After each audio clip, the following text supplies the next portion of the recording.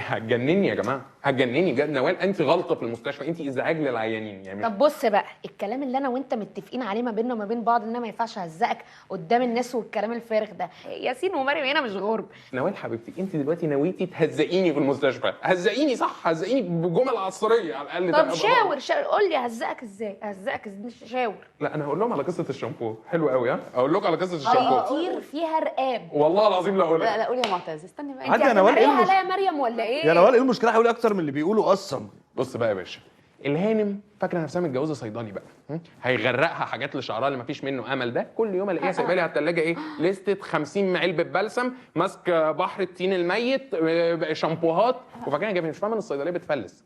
رحت اعمل ايه بقى يا باشا؟ جبت الراجل اللي بيجيب لي حاجات من المصنع، اديته حاجه قلت له جيب لي العلب الفاضيه اغلى الانواع، وعبي صابون سائل بالليمون وادي النوال، وهي شغاله بتدعك بقى ايه 6 سنين. وما حسيتيش كل ده؟ سنه ولا حسيت باي فرق. تحس بايه يا جماعه؟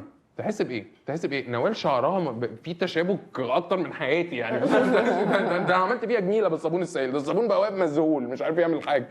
طيب يا جماعه انا عندي ميعاد جلسه دلوقتي، هاخدها وارجع لكم. طب انا هقوم معاكي. تعالي يا معتز. مريم، عايزين لما ترجعي نكمل كلامنا.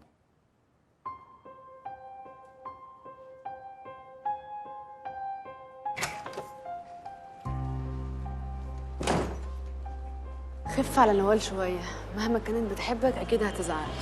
نوال دي روح قلبي من جوه. على فكره دي خلاص بقت طريقتنا في الرومانسيه، احنا كده بنحب في بعض كده. سيبك مني انا ونوال، انتي وياسين اغرب حاجه عدت عليا وهتعدي عليا في حياتي. ياسين ده الحاجه الوحيده اللي رجعتني تاني للدنيا بعد ما كنت فقدت الامل.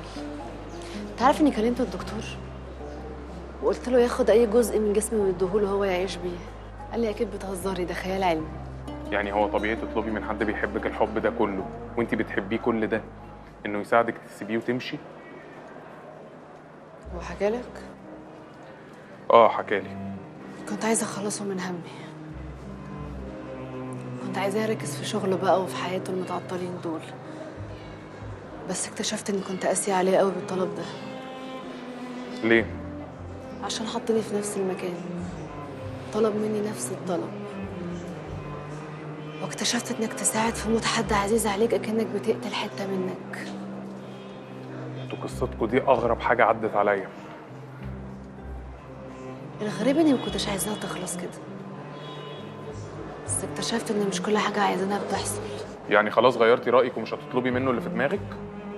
الغريبه لا، ما خلينيش اغير رايي، بس خليني افكر اطلب الطلب ده من حد تاني.